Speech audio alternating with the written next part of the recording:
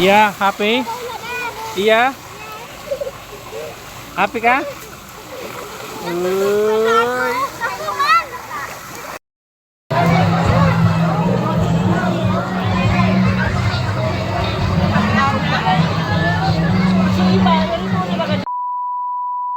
Yo, what's up mga kailaw? Good morning, happy Sunday everyone. For today's video, maliligo kami ngayon sa Baskaran at kasama ko ang pamilya ko at hipag ko. Kung bago lang po kayo sa aking page, paki-follow na lang din po Bicolanong Ilaw SIB page at subscribe na rin po sa aking YouTube channel Bicolanong Ilaw. Sa ngayon nga po ay naghihintay pa rin tayo sa ating mga kasamaan at nandyan pa. So yun, dito lang muna tayo sa sakyan maghihintay habang hindi pa sila tapos mag-asikaso. Alright, yun, si Bicolanong Ilaw, pop ka muna. Yun, Kuya Andre, anong nangyari sa'yo? Okay, fast forward guys, nandito na kami, nakabiyahe na kami, on the way na, papunta sa resort. At pupunta namin pala ay doon sa Baskaran nga, yung Villa Alegre. Okay, dun sa may Baskaran. So yan, on the way na. At sa bandang yan, dadaan kami ng gasolinahan. Magpapagas tayo para di tayo matirigan dahil 1 bar na lang yung gasolina natin. So magandang panahon ngayon, Sunday. At yan ang aking mga pasahero, si Ate Sara, si Mrs. Yan, yung anak ko nasa likod ni isa, tsaka pamangkin ni Mrs. yung isa, ng dalawa nandun. Alright, at yan, huminto muna kami sa Anislag at may biniling pagkain si Ate Sara. So ito, selfie muna kami lahat yan sa loob. At yan si Kuya Andre nasa likod, at tsaka si Ate Telay, tsaka si Baba, nandyan sila sa likod. Hi! Yan, pakita naman kayo. Yan, si Ate Telay. Yan, mga pamangkin ni Mrs. yan. Alright. 346 minutes later. At ayun na nga, pagkalipas ng ilang minuto, nandito na kami sa Villa Alegre Resort. Yan, ang ganda pala rito guys. Yan, ang ganda, Villa Alegre, at may kataming tigre. Huwag pa kumbiyansa, baka makagat tayo yan. So yan, ito yung parking area at may basketball court din.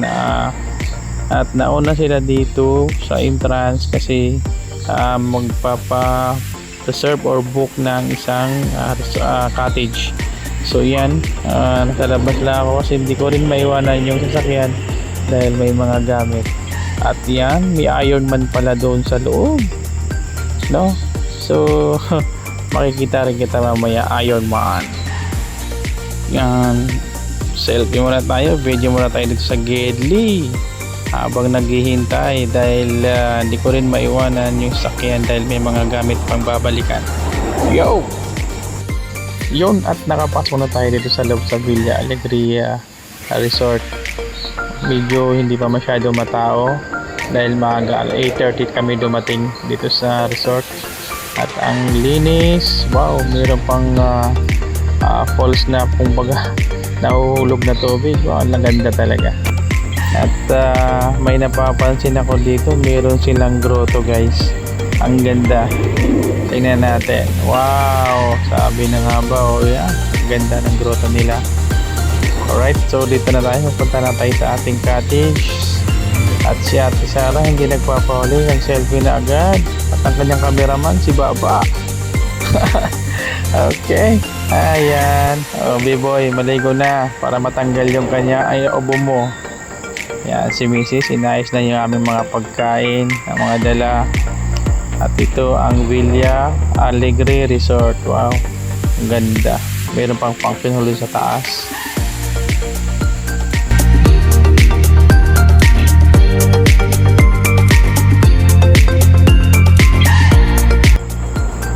Yan, ito ang aming dalang pagkain. Simple lang pero rock. Yan, sa tanghon at tinutungan na manok. Kaya, meron pang tawag nito Bicol Express. Yan, so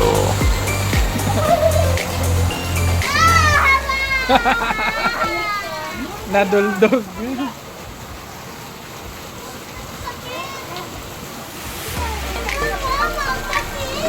Nauntog yung ulo ni Iya dyan sa gripo. Malas nga naman talaga na kasi dyan dito guys. Bago ka maligo sa swimming pool, dapat mag-shower ka muna bago lumusong doon sa swimming pool. So yan, uy, ang ating vlogger na si Ate Telay. Hi, what's up? Yo, what's up, Iron Man? Kita din tayo, bang! So nandito tayo ngayon guys sa pool ng ng mga pambata. At dito sila ni Baba at saka si Iya. Masaya sila dito sa part na to dahil sa wakas natupad na rin ang kanyang pangarap na makapag-swimming sa swimming pool. Matagal na tong plano, ngayon lang natuloy guys. Kaya ganyan siya kasaya. Wow, nice.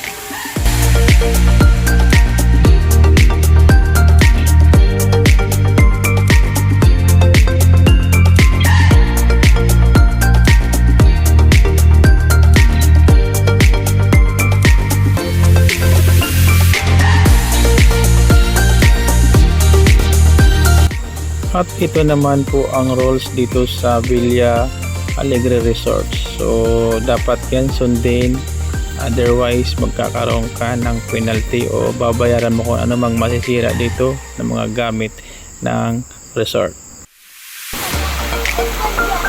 Yeah, smile ya, picture kayo. Wait lang. Baba. 1, 2, 3.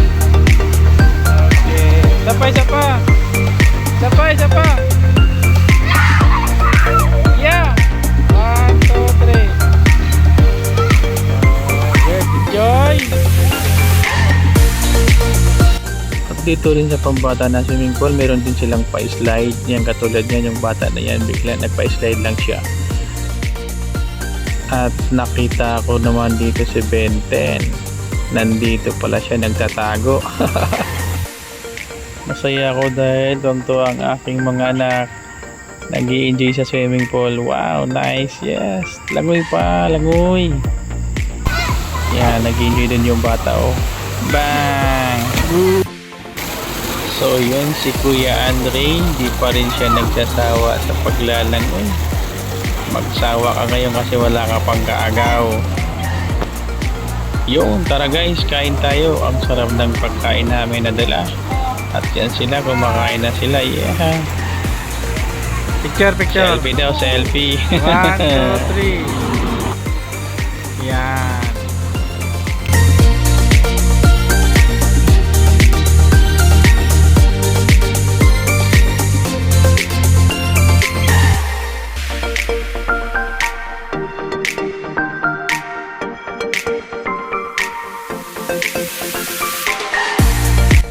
At syempre tayo, hindi tayo magpapahuli pagdating sa pagkain. So, let's go!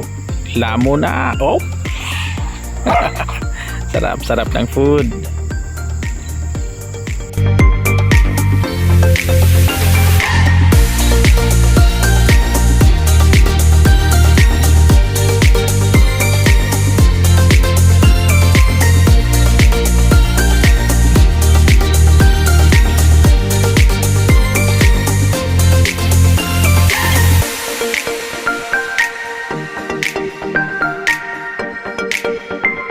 Itong dalawang magpinsan, no, seryoso ang usapan. No, kaya napag-usapan nila rito. Isa na gustong punta sa swimming pool na to, meron siyang basketball ring. Pwedeng maglaro ng basketball, 3-on-3, 5-on-5. Ang ganda. So, ang sarap siyang tingnan. No, yan, katulad yan sila, naglalaro ng basketball. Ang sarap. Bukod sa may slide, may basketball court pa, kumbaga. Ang ganda. Nice.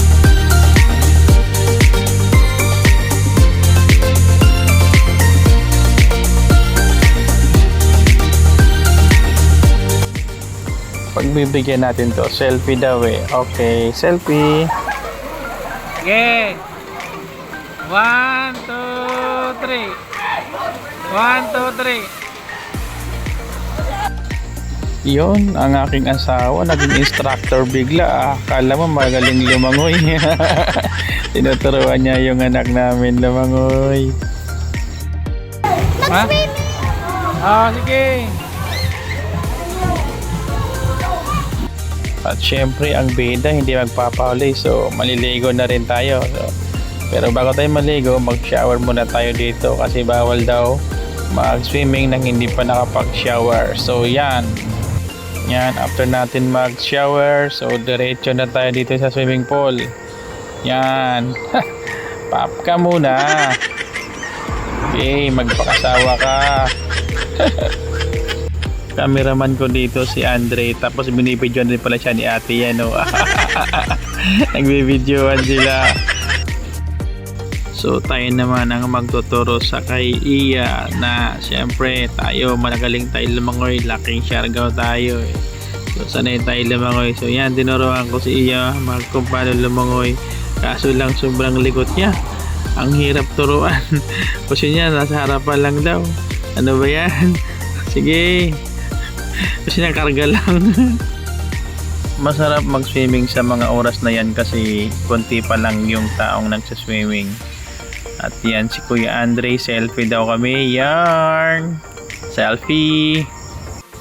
Yan, nag-request na naman yung anak ko. Nalipad daw kami doon sa kabila sa pambata kasi masanay daw siya doon. At yan, karga ko yung dalawa sila ni Baba. Yeah! Take picture!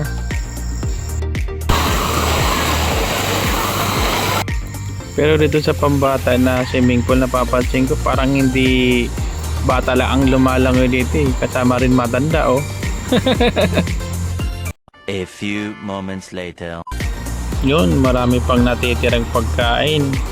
Yan yung Bicol Express, tutanghon, tsaka wala na yung yung tinutungan mabenta. At meron pang pasalubong para kay Stingy na pagkain yan. May pasalubong Stingy sa'yo. Naghihintay.